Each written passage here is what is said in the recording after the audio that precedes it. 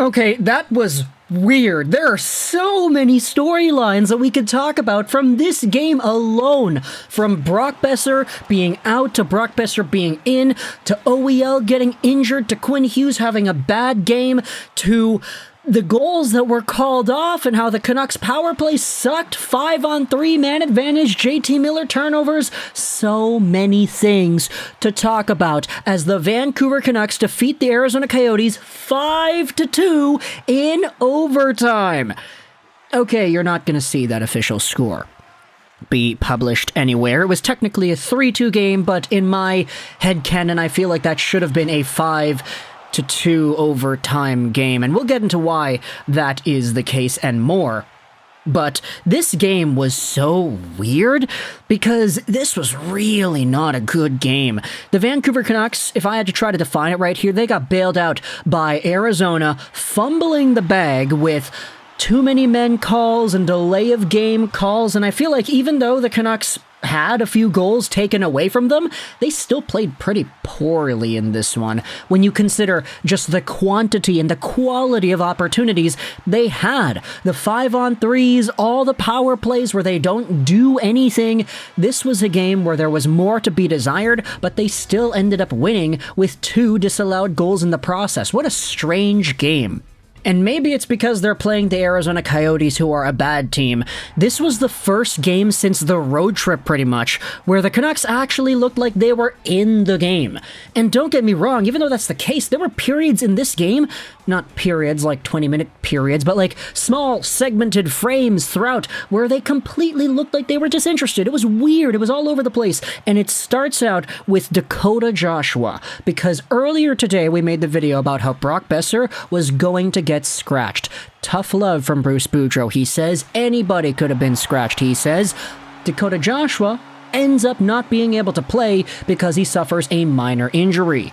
According to the NHL insiders that we had seen, this was not some sort of conspiracy that the Canucks are trying to go out there and rescind because, oh, you ended up scratching Brock Boeser on Hockey Fights Cancer Night when his father, Duke Boeser, succumbed to cancer earlier in the year? Like, how heartless do you have to be, Vancouver Canucks, to do that? Go out there and scratch somebody else, let Boeser play and do this, and all of a sudden he's in. That's not what happened here. Dakota Joshua apparently had a very legit injury that is real, and Boeser just happened to be the guy that would be put into the lineup as a result. So it was a few good hours of us thinking that Boeser would be out before about 20 minutes before the game when Friedman said that he'd be in instead. And then the game gets underway and we see what exactly the Canucks have in store, which is actually a lot of good pressure to open things up. Horvat, Hoglander, and Miller had a really good shift to start out the game. So did Kuzmenko, Mikheyev, and Pettersson. Sheldon Dries had a mini fast break that almost resulted in a goal, but eventually it's Christian Fischer who gets a breakaway and he scores. It's 1-0 Coyotes with about 8 minutes to go in the first period. Terrible play where the Canucks D just let Fischer walk right through. Spencer Martin can't make the save because it's a breakaway.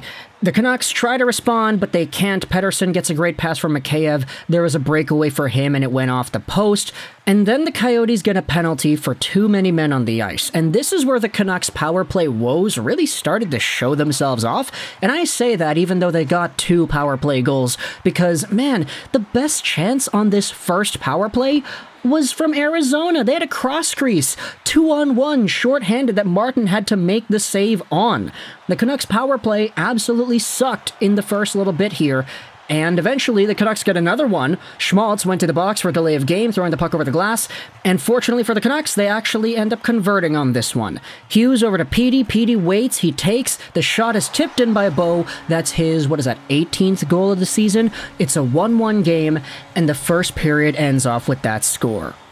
The second period, you have yourselves Quinn Hughes, who goes to the box for holding, and Shane Gostisbehere takes advantage of the deformed Canucks penalty kill box structure as he goes over to Chychrun. Chychrun with the shot, it goes right into the top corner over Spencer Martin's glove. It's 2-1 Arizona. Stetcher on the Coyotes then goes to the box for interference. Terrible power play by the Canucks. They don't convert. It's killed off. The Canucks just started to give up more chances at this point, as in this middle part of the game, they looked really disinterested pretty much. But that disinterest wanes quickly after Nils Hoglander scores a goal. But wait a minute, no he doesn't. Miller was the guy who got a penalty on the exact same play. As Miller was freeing the puck up along the board, centering it for Hoglander, he gets a hooking call. The whistle blows, Hoglander takes the shot, it goes in. Everybody in the building thinks that it's a goal. Hoglander, in disbelief, puts his hands up. He's like, wait, I thought I tied the game. No, it's still 2-1, and we get a penalty on that same play?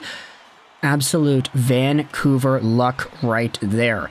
No Canucks goal. Instead, it's a Coyotes power play. But while the Coyotes are on the power play, guess what? It's a slash on Pettersson that ends up resulting in a 4-on-4 segment instead. I feel like that might have been a makeup call, to be honest, and the Canucks, they try to capitalize on it, and they almost do. Because later on, just a few minutes later, the Canucks score again. It's another Nils. It's Nils Aman, but the net was knocked off before the puck goes into the goal. That should have been a goal. It's Jack Studnicka who does a beautiful spinorama centering pass, and it's Oman with the initial shot. The net comes off because J.J. Moser takes the net off its post. Oman took 2 whacks at it. The second one went in.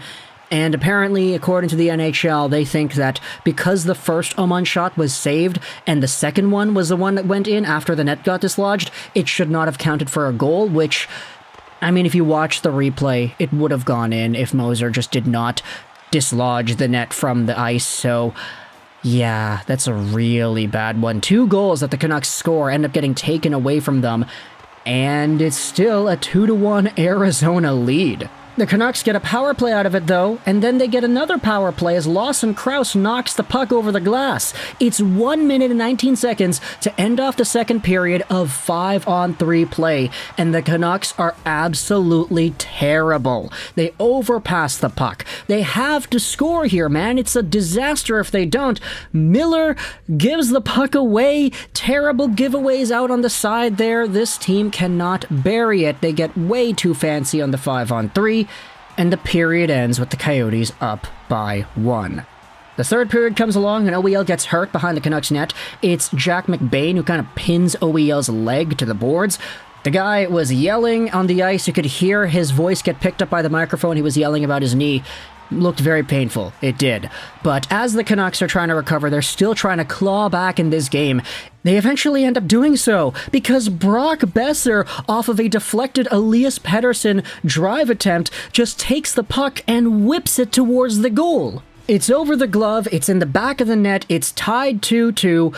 He scored one for Duke in a game that he probably should not have been even playing because Dakota Joshua was supposed to be in instead, but Brock Boeser takes it and he is able to score it. He needed that, dude. Absolutely needed that. We have been criticizing Boeser's game the entire past few weeks, even though he's getting points, even though he's getting, a goal now. He has been really not great, and it's kind of why there was this entire change of scenery thing that popped up. We're going to make another video about that tomorrow, by the way, but Brock gets the game-tying goal. The Canucks get a penalty afterwards. It's Bo Horvat to the box. The Coyotes can't convert on the power play, though, as Barrett Hayton trips Petey while on the man advantage. Both of these penalties are eventually killed. OEL had to make a really nice stop in the crease as a puck squeaked by Spencer Martin and leaked underneath him, pretty much. But the last chance of the period comes when Brock Boeser flips one down the ice for Elias Pettersson, who walks in alone on Vejmelka. The Coyotes goaltender makes the save, and Mikheyev fumbles the rebound out in front. This literally happened in the dying seconds of the third, but it's tied 2-2, ending off the 60-minute segment. In overtime, Andrei Kuzmenko had a really great centering pass for Brock Boeser, who walked in on goal in a breakaway, but it was saved by the toe of Vejmelka. And then the Arizona Coyotes get a too-many-men bench minor yet again. It's Clayton Keller with a stupid play. The guy comes out onto the ice and immediately, instinctually, just kind of tries to lift the stick of Petey. And because there was contact there, that's the too-many-men on the ice call. The Canucks go on the power play, Hughes the shot, Bow the tip, it's in, it's 3-2 Vancouver on a game where I honestly felt like they probably could have lost, but at the same time, they scored 2 disallowed goals. They won in overtime 3-2. And, there was so many things we could have talked about. I didn't even touch on the idea of Quinn Hughes playing a bad game because I really did feel like he had a rough night. All the giveaways, the overextended minutes. Of course, I feel like the minutes led to him making some bad plays because the guy played like 11 minutes in the second period or whatever it was. But either way, the Canucks win. They win in overtime against a team they probably should have been able to beat easier, but they definitely had their disappointing moments in this one, especially on that 5-on-3 power play. But at the end of the day, they pull it off, so I don't really know how to feel right now. You know what? I'll say that I feel happy for Brock. That's it. Talk to the console your thoughts about the Canucks and the Coyotes, the 5-2 overtime victory. I hope you enjoyed this Juraj 9, and bye.